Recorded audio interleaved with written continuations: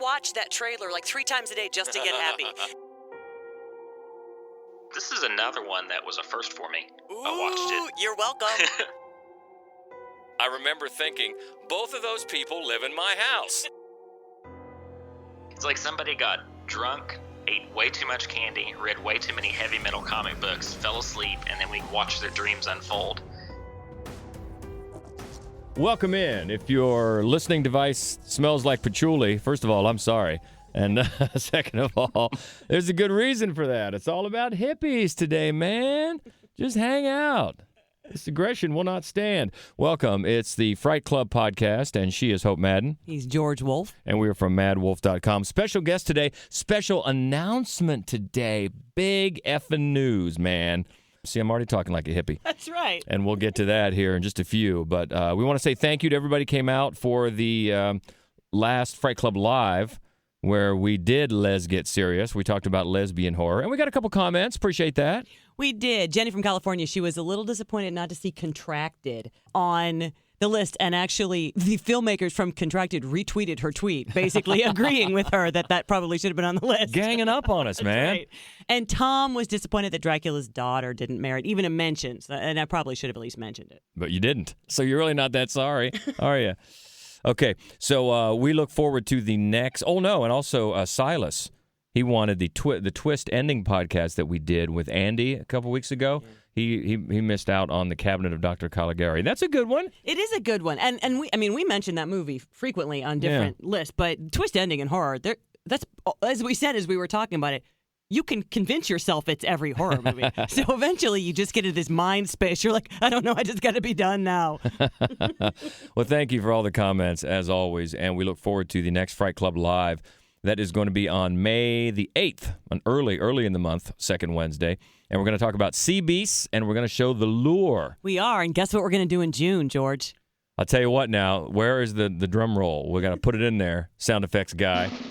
We are so excited about this. We are going to give you the first chance, be among the first to see the brand new Jim Jarmusch zombie movie, The Dead Don't Die. And it's funny, when this email came, so we already had a movie planned for June, but we got an email from Cicely from Owens, who was offering, if we wanted, to swap out our June and show The Dead Don't Die. And I guess I just assumed it was already opened. Like, I just didn't. And I kept looking things up on IMDb, like, is she saying we can show this movie before it opens? And then I jumped around in my office a little bit, because I watch that trailer like 3 times a day just to get happy. And George and I will just go, ghouls. Like... Yeah, so we're very excited. So that is going to be June 12th. The movie opens nationally June 14th, so you can come out to Fright Club and see it 2 days early. And we're going to do a little happy hour first, of course, Torpedo Room at the Gateway Film Center, Columbus, Ohio. And then we're going to do our podcast. And we had to change the subject of that podcast. What are we going to do? We're going to do horror from people in the cast. Yeah, because that's one of the great things about it is that, right, the cast of this movie is insane. And Bill Murray has done some horror, Tilda Swinton has done some horror, Carol Kane, Iggy Pop, Tom Waits. I mean, basically, so we're just going to put together a list of our favorite horror movies with the members of this cast. Yeah, so mark it down. Make it there if you can. The Dead Don't Die. Your first chance to see it with Fright Club Live, June 12th. Gateway Film Center, Columbus, Ohio. Be there. Ghouls. That is going to be fun. That's big stuff. That's exciting, isn't it, Daniel? Yes, it is. That's our special guest this week. We welcome in Daniel Baldwin, a writer from Bloody Disgusting, among other things. We've been talking about getting him on the show for a while. Very knowledgeable about all kinds of movies, all kinds of horror movies and what's going on. So we settled on, how did you guys settle on this topic? Well, you just gave me a list, and this one just sounded really fun to do, so that's why I picked it. And we got real high, and we said, hippies, man. No, it's good. It's definitely good, and it gives us a chance to talk about where I kind of leave you to in the horror crossroads, and we'll get to that, because some of these titles, yeah, you can have them. But it's fun. No, I get it. It is fun to talk about. So let's get your ground rules, Hope. What are you thinking? What helped you make your cut? And then, of course, Daniel has his. And thankfully, there's a lot of good overlap in your list and his list. Couple that didn't, and we'll start out with that. But what were you thinking when making this up? Well, it's funny. I don't think that I had I didn't have to put together a lot of rules to sort of prune, because there aren't that many that are worth watching. And one of the things that I think is funny as I started looking into it is how much sort of in the 70s, the idea, I guess it was anything that was counterculture, because hippies and motorcycle gangs really blend a lot in these movies. And I think to myself, but did they actually? Was there a lot of maybe there was. I mean, they probably all smelled bad. I don't know. But I did watch, because I considered a couple like Werewolves on Wheels. I've always kind of wanted to throw that into one of our lists. And then, Night of 1,000 Cats, 10,000 Cats. Why do I forget the title of that movie? I always kind of wanted to include that. Race with the Devil, but they're definitely, I just kept watching them going, but they're definitely not hippies. So anyway, I guess I just thought, I want them to really be hippies. Mm-hmm. That's fair. How about you, Daniel? Do you have any other criteria looking at these? I kind of cycled through the same stuff. I definitely sat down with Werewolves on Wheels. But after researching and just going back through stuff I've seen, it seemed that there's a lot of movies where there are hippies as side characters or that are in one scene, maybe two, but aren't the focus of the film. Mm-hmm. So those were pretty easy to toss out from the get-go. Yeah, did you find that those were mainly used for comic relief, those hippie characters? A lot of the times, or there's a lot of giallo films that have hippies just kind of on the sidelines, but they're really not a main focus. Okay, so as we mentioned, we've got 3 that overlap from your list and our top 5. So why don't we start with talking about the 2 that you liked that Hope actually didn't have on her list. So let's start with those. One of them, I actually hadn't seen it until I was doing the build-up to this episode, and that was Jeffrey Lieberman's Blue Sunshine, which I believe is from 1978. And the reason this one factors in for me is you don't really have a whole lot of hippies running around in the film, but a lot of the characters seem to be former hippies who had taken a special kind of LSD, I don't know, maybe a decade earlier, and it was just hitting like a time bomb in their brains and turning them into ravenous killers. So it felt to me more like, I guess, aging hippies who have now joined regular society, have regular jobs and families, and their past is catching up with them in a violent way. And I just thought that was an interesting way to tackle the subject matter, plus the film's great itself. Well, Hope, I don't know about you. The first thing that grabs me about this movie, I'm looking down the cast list in IMDb, Alice Ghostly, who you may remember from working in the office in Greece. She was one of those faces that just popped up throughout the 60s and 70s, and she's in this movie too, so props to Alice.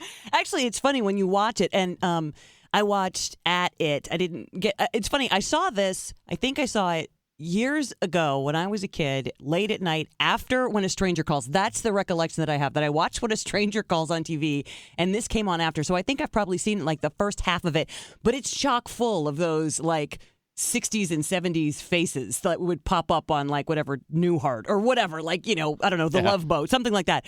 And it is fun in that way. What you're saying, I think, is true. You watch it thinking it's like a cautionary tale. It's like, oh, you think that you outlived your hippie days. You didn't. It was still a bad decision. And actually, I think, too, the fact that they all lose their hair. Like, that's the first thing before the psychosis hits them. That struck me in, like, thinking it back over. It's on Shudder right now, actually. So I was trying to remember some of it, watching it today. And that struck me as sort of symbolic, because hippies are kind of known for, having that wild hair. And it was like, we're going to, like payback. But it is a good movie. I mean, I don't know, you would like it, George. It's not as bad as, say, Deathmaster, which was this close to making this list. But it is actually, it is actually a pretty compelling story with some decent performances. So Blue Sunshine from 77 gets a shout out. And what was the other one that you wanted to mention? The other one's a far more recent one, and it's actually The Tripper from 2006, directed by David Arquette. It's a slasher comedy. I believe it's set in the present day, but it's not quite sure. But you're pretty much in the middle of nowhere in the Pacific Northwest, and a crazed killer is running around hacking up hippies with knives and axes dressed as Ronald Reagan. Now, the best thing about this movie is Paul Rubens. Pee Wee Herman plays like a concert, organizer, this smarmy concert guy, record rep guy, and he's organizing this big concert in, the woods of, I don't know, Oregon or something. And everybody comes to sort of, get high and watch this concert. And it's got a really good cast. Yeah, look at all Yes, those it names. does. Courtney Cox, of course, I think they were still together at the time. Thomas Jane. Thomas Jane, Baltazar Getty, Lucas Haas. Yeah, and of course, yeah. Paul Rubens. So, yeah, there's that one.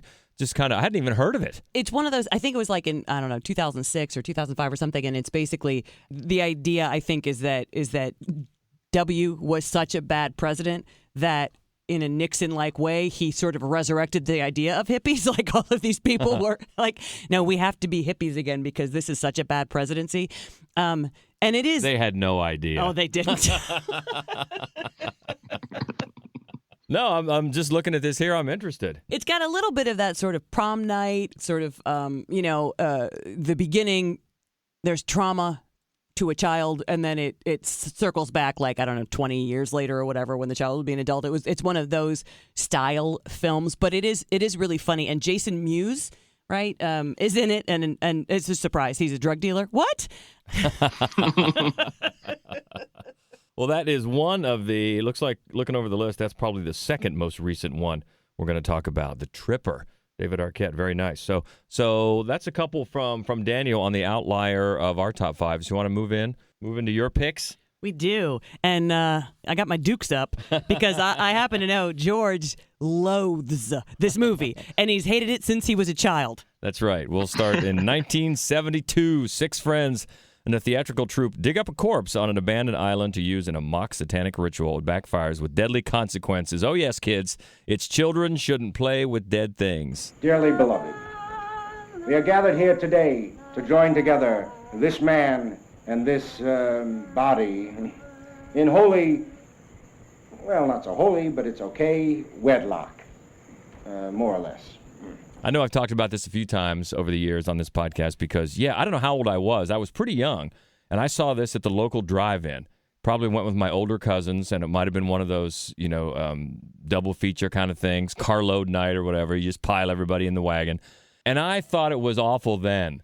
So I have absolutely zero use for this movie. And this is where actually, I think might have been you, Daniel, on Facebook, I don't know, maybe last year or so. Were you the one that put up that thing? It was, I'm paraphrasing here, but it was some sort of quiz that said, what kind of horror fan are you? Are you the upper crust, oh, you have to impress me? Or are you the, let's watch Night of the Creeps again? And I remember thinking, both of those people live in my house.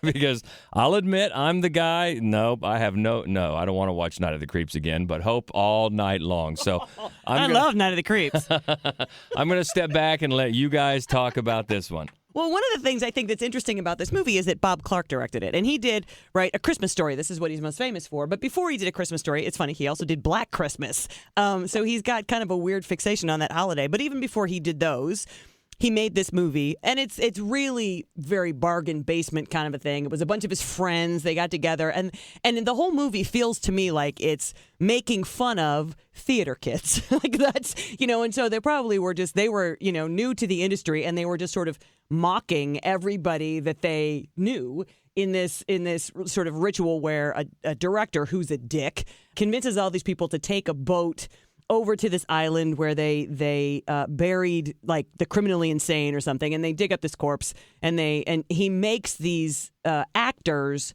perform this ritual, this fake satanic ritual, to bring this corpse back to life. And the corpse doesn't come back to life, but what they don't realize is that they've brought all of the other corpses on the island back to life. And there is actually one, I think, creepy image, a couple really, but then at the end of the movie, after the zombies have dispatched of all of the hippies, then the zombies get into the boat that they took over. And it's a really good shot, actually. I mean, there are moments of this movie when you say to yourself, I think this guy might know how to direct a film. I mean, George might not think that, but I think that. Daniel, have you seen this one? Yes, I had not seen it before the lead up to this, but I actually loved it. Sorry, George. That's okay. I know. One thing I will say, I will give it this, it gets due props in a 1990 book for being one of the first horror movies to show positive, albeit stereotyped, gay male characters who also have an important role in the story. So I'll give it props for that. Now, what did you like about it, Daniel? I don't know. Of course, it's obviously very stagey for a reason because it is a bunch of theater kids performing for themselves more than for anyone else. But I just really like the way it was shot. The makeup effects are really good for what I assume was pennies on the dollar. Right. And since it was made with family and friends, everyone obviously has a really good rapport with one another. So the interactions, the dialogue isn't the best, but the interactions are genuine enough that it really doesn't matter. It kind of overcomes that. Plus, I can't I'm agreeing hate a with you, movie. and George is just shaking his head. I can't hate a movie where a group of theater kids are literally eaten alive by their audience at the end.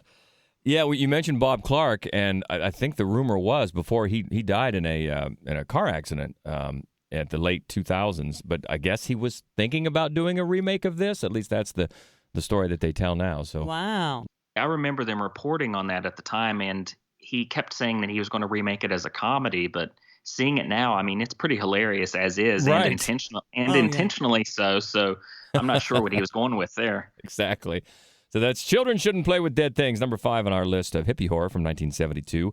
Moving up to number 4, 1971. We'll stay in the early 70s. A recently institutionalized woman has bizarre experiences after moving into a supposedly haunted country farmhouse. Fears she may be losing her sanity once again. Let's scare Jessica to death. The screen has captured cold, deadly horror before, but this time it's all turned loose in your direction.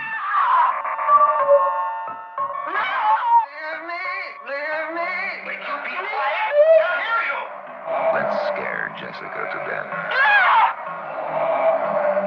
The thing about this movie that I find fascinating is that it's basically the book Carmilla, and no one ever addresses that. It's basically that book. They just turned into this movie, but they don't ever address it head on ever. And I find that fascinating. And they act like it's one of those. Is she crazy, or is there something really bad happening? The other thing that's interesting, I think, in putting this list together, there's a very strict dividing line, I think, in these movies. You have the ones that were made during a time period where the filmmakers were probably, technically speaking, hippies, right? Like Tobe Hooper or Wes Craven in the early 70s and the late 60s, and certainly George Romero.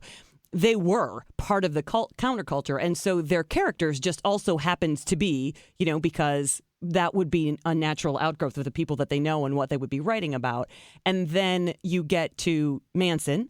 And after Manson, then there was this knee-jerk reaction in Hollywood, and all of a sudden there were this boom in sort of, quote, hippie horror, where the hippies were the bad guys, and they were going to eat you alive, right? And that we'll hit that next. But at this one, Let's Scare Jessica to Death, it's one of those movies where it's a very sort of hippie existence. These three people, they buy this house in New England someplace, and they just go with all their stuff to move in together. It's a married couple and a third guy. And, you wouldn't look at them and think hippies, but when they get there and there's a squatter already living there, and they're like, well, do you want to just kind of be part of our commune? It's like they're just sort of, we think maybe we're going to have a commune, and maybe we're going to grow orchards, and maybe we're just going to ransack this house and see what we can sell and then buy groceries on that. While they're never outspoken about it, that's just what they are. I mean, they don't look like hippies. They look like, they have short hair, but they don't bathe very often, and when they do, it's in the lake. And they just sort of have this existence. And it's an interesting, I think, context for this vampire movie, because the fact of the matter is this woman that they haven't kicked out of their house, and you should ask yourself, why is this lady living in my house? But they're like, oh, no, you play guitar. Stay, won't you? And then kill us like you've killed all those creepy guys in the next town over. And I think that's what I like the best about this movie, is that they don't try to explain why the next town over has only men, and they're so creepy and weird. And it's because, of course, they've all been victims of this vampire woman, and now they're just sort of ghouls.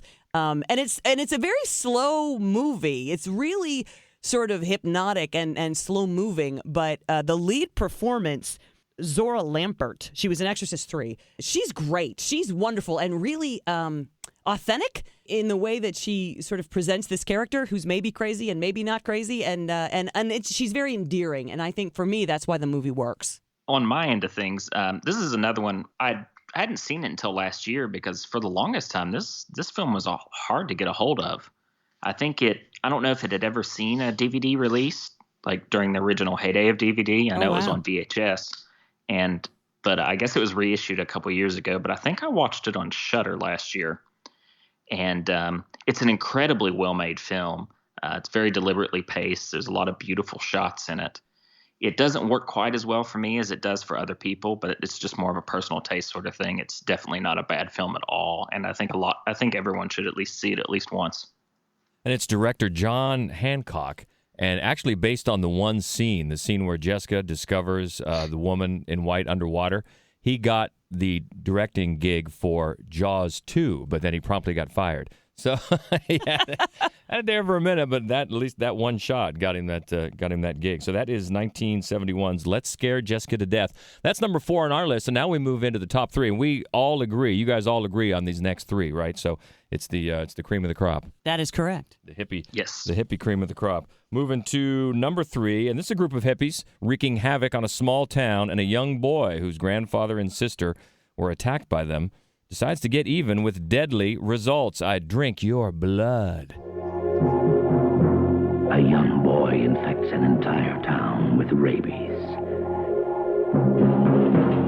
and turns a group of men into a band of bloodthirsty zombies ravaging a peaceful countryside. I drink your blood and I eat your skin. Will make your blood curdle and your skin crawl. This is another one that was a first for me. I think I watched it. You're welcome. I'd always meant to watch it anyway. I'd picked up that Grindhouse releasing Blu-ray, but I'd just never gotten around to popping it in. And this gave me an excuse to do that. I'm not sure if George likes this one or not. I'm guessing no. But it's not a very pleasant film to watch. It's a very ugly film, and I can see why it has a bit of a Grindhouse reputation to it. It definitely falls in that line with all of the subject matter and of course the scenes of violence. Yeah, and this one especially has real direct Manson homages, Manson references. It's clearly one of those films that is a reaction to Manson and kind of recontextualizes hippies as being. Well, first of all, it's one of the first ones where they're Satanists, right? And then all of a sudden, all hippies were all Satanists. And it's another one where, regardless of the idea that the ideals really of hippies, which is all passive, they're very not passive. And there's a rape in the very beginning of the film as these Satanist hippies kind of gather together for their ritual. And then a lot of what happens after is nonsensical. And the victim is still willing to be boyfriend and girlfriend with one of the attacker. I mean, there's a lot of it that's just, but then it does have this sort of amazing grindhouse appeal to it. It's in this almost ghost town. The town is about to be demolished, and all of the men work out at the mine in this mountain, and there's a bakery. And so they send food up to the mine in the bakery, and this is where the only inhabitants of town work, is in this bakery. So the young boy, he injects meat pies with rabies and sells them to the Satanist hippies who have just decided to kind of squat in one of the houses. And then they all turn rabid and crazy. And so it turns into almost a zombie movie. But there's particularly, I think, unnerving sequence. Well, one of the women, Satanist hippies, rabid Satanist hippies, she just decides on her own to go up to this mine and party with all of the men from town. And it's really, I think, very disturbing in sort of this veiled gang rape kind of a situation. But then, of course, all of them get rabies. And so it's an incredibly violent movie. And it's writer-director David Durston. And originally his title for the movie was Phobia. But an ad exec wanted to do a double feature with one called I Eat Your Skin. So they just said, well, we'll call this I Drink Your Blood, even though nobody really does. No, and it's funny, too, because I Eat Your Flesh is such a, it's like, I can't imagine seeing those. Well, I think I probably did see those two movies back to back. But the one, it's like an island sort of mad scientist, almost Dr. Moreau, very kind of squeaky clean throwback sort of feel. And then you go to this one and think, oh, I hope that you brought a seatbelt. It's interesting because the whole, of course, injecting the rabies in for revenge over what happens to the two innocent town members. It feels a bit like someone trying to get back at Manson for the murders, but then again, that ends up backfiring on the rest of the town. So yeah, you're right. Quite, sort of an eye for an eye, and both are blind by the end. Right. And this was actually one of, if not the first, to be given an X by the MPAA based on violence alone, which they had to work through. Wow. If it wasn't the first, it was one of the first. I drink your blood. Sit through it with I eat your skin for the for the added thrills. That's number 3 on our list of hippie horror. That's from 1970. Now we're going to get pretty recent for number 2. The enchanted lives of a couple in a secluded forest are brutally shattered by a nightmarish hippie cult from 2018. Mandy. So what you gonna do with that thing? I'm going hunting. So what you hunting? It's crazy evil. Oh man, what's wrong with you?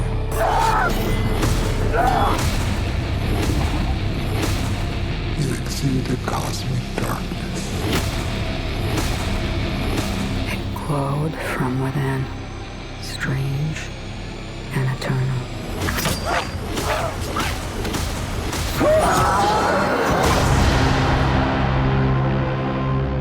Well, this is one that we talked about a lot over the last few months. We had it on our overall list of favorite movies of the year. We had, of course, favorite horror movies, and just the one that we really enjoyed. And I think the point that we kept coming back to was that this movie is so nuts and so out there, it makes Nicolas Cage seem subdued in its surrealistic, nightmarish, crazy chainsaw fighting. Then that other weapon he had, what is that big thing? I don't even know what you call that big weapon he had. But at any rate, the whole thing is just mind-blowing and so dreamily presented and colorful, and you have to really dig at things to find out what the director, and it's Panos Cosmatos, am I pronouncing that right? What he was getting at. I absolutely loved it when I saw it last year. It feels like watching someone else's fever dream. Yeah. It's like somebody got drunk, ate way too much candy, read way too many heavy metal comic books, fell asleep, and then we get to just kind of like a backseat and watch their dreams unfold. Yeah, it's absolutely mesmerizing, and I loved every minute of it. Yeah, it really is. And I guess originally Nicolas Cage wanted to play Jeremiah Sand, the cult leader. And really, and they couldn't come to an agreement, so the whole thing was kind of put on the back burner. Then they came back around, and Cosmatos kind of moved it, I guess, from a theme of old age versus youth to love and loss, and the film that it became. But I think that's an interesting bit of how a lot of times actors will not end up in the role they originally thought they were going to end up in, especially an actor like Nicolas Cage, who you think about certain roles and you think about a Nicolas Cage type of role. I could see him playing Jeremiah Sand. I really could in this movie, but I think he's great as the male lead. Yeah, as Red. Linus Roach plays Jeremiah Sand, and I think that Nicolas Cage would have brought so much masculinity to it, like such hulking mass. I think that it definitely would have been a very different movie, and I think that the like political themes that because it's set in 1983, as is Beyond the Black Rainbow. So Cosmatos has a fixation with 1983. So you start with this quote from Reagan. It's interesting because really the hippies are Red and Mandy. That's the lifestyle they live, but it's this sort of pseudo hippies, which are actually very conservative Christians, and they're the ones who are bringing the violence. And so I find it fascinating that the filmmaker kind of swapped the themes here so that it's really a mashup. And then also because of the 44 jersey, I think it's also, to me, I felt like he was saying, this is also happening right now. This is currently happening, where it's really the people who are pretending to be peaceful Christians, and they're the ones who are bringing all of the destruction onto all of us. Yeah, and I agree with you. Absolutely. I agree with you on the shirt, but it's funny how many other theories you can find about that shirt. You know, people bringing up, it's a tribute to Reggie Jackson of the New York Yankees. I'm like, what? But I know. I'm with you, though. I thought it was pretty clear what, at least in that point, what was going on there. But still, I love that phrase that you used, fever dream. That's what it felt like to me. You pretty much hit the nail on the head. Okay. And this one actually also has at least a couple Manson references, because Jeremiah Sand character, he was a failed musician, as Charles Manson was, and I think at least once Sand in the movie calls his victims pigs, and of course piggies was written all over the stuff in the Manson. Yeah. So you can just see that Manson theme, like you have brought up at the beginning, in so many of these hippie movies. Well, and it's the 50th anniversary year, so there's actually, and it's funny because we kicked around the idea of including Helter Skelter on this countdown, except that it's a TV series, and we tried to avoid doing that, so we didn't. And then there are a million already out where it sort of takes on Manson. In fact, there are 3 this year. Including, of course, the forthcoming Tarantino. The one that I mentioned that almost made this list is called Death Master. It's a vampire who's clearly Manson, and he goes into this sort of big crumbling house where all these hippies live together, and then he turns all into vampires. And it's so terrible, but the voice of Piglet is a star. You know what, though? I will give props to Helter Skelter because even though it was a TV movie, I saw that when I was a kid, and it scared the crap out of me. The guy that played Manson, I think his name was Steve Railsback. And he just got his crazy stare down so well. And he just stared right at the camera. And I don't know how old I was, not very old, but I was scared. Scared for sure. So we'll give Helter Skelter a shout. As we move to number 1, and what else could it be? From 1974, 2 siblings and 3 of their friends en route to visit their grandfather's grave in Texas end up falling victim to a family of cannibalistic psychopaths. Number 1 hippie horror, the classic Texas Chainsaw Massacre. This is the movie that is just as real, just as close,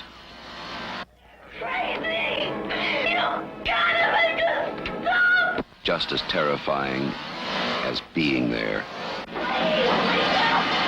The Texas Chainsaw Massacre. After you stop screaming, you'll start talking about it. The Texas Chainsaw Massacre, it really couldn't be anything else. The Manson murders had happened a few years earlier, and even Tobe Hooper had made a hippie drama film called Eggshells, which shares a couple of stars with this. And if you watch them back to back, it almost feels like they leave their hippie dream in the city and then just go out into the countryside and get massacred as a metaphor for America just tearing itself apart as Vietnam carried on and the hippie love generation just died out. Well, that's a good point because not only are we post Manson here, but we're also Vietnam era, and those are 2 big counterculture clashes, going up against the quote unquote mainstream. So yeah, that's a good point to bring into this movie because I think that's a theme that you could definitely see explored here. Oh, definitely. I think all the sort of guerrilla filmmakers of that, Hooper and Wes Craven in particular, you could see, I think, that they were struggling with Vietnam and the violence of Vietnam, and that's why their films of this era are so incredibly violent. And as you have said, it's the first time, really, that America at home on their kitchen table started seeing at night the carnage that war brought. And so you'd see a lot of these quote-unquote zombie film or mutilation films and movies, which reflected that. Right, because at a certain point, I mean, you've got to give them something at least as shocking as what they can watch on the news, right? And I think that the way that Tobe Hooper handles the violence in this film is just remarkable because, as we've said, it's a thing. We've talked about this movie 100 times because it is like my second all-time favorite film. But, it's broad daylight. There is no score. Even if you think a character is going to make it because he's in a wheelchair, he's not. He's going to die, and he's going to die terribly. And it's, it was so revolutionary, really, in terms of filmmaking at the time. And as I said earlier, of course they're all in a van, and of course they're all in bell bottoms and things like that, and they're talking about astrology and they're smoking pot. But it's funny because so many other films of this era, when that happens, it feels so forced and false. And in this one, it just seems like, of course they would be. Why would they not be? You know what I mean? Because you feel like that's kind of part and parcel of probably that filmmaker's sort of lifestyle at the time, and he was just sort of recreating what to him was innocence and normalcy, going out and finding horrible violence. Yeah, it's a harsh film in the way it's shot. It's the documentarian style. As brutal as it is, it's shocking that we don't see as much as we think we do. And that's just the power of Hooper's filmmaking at play.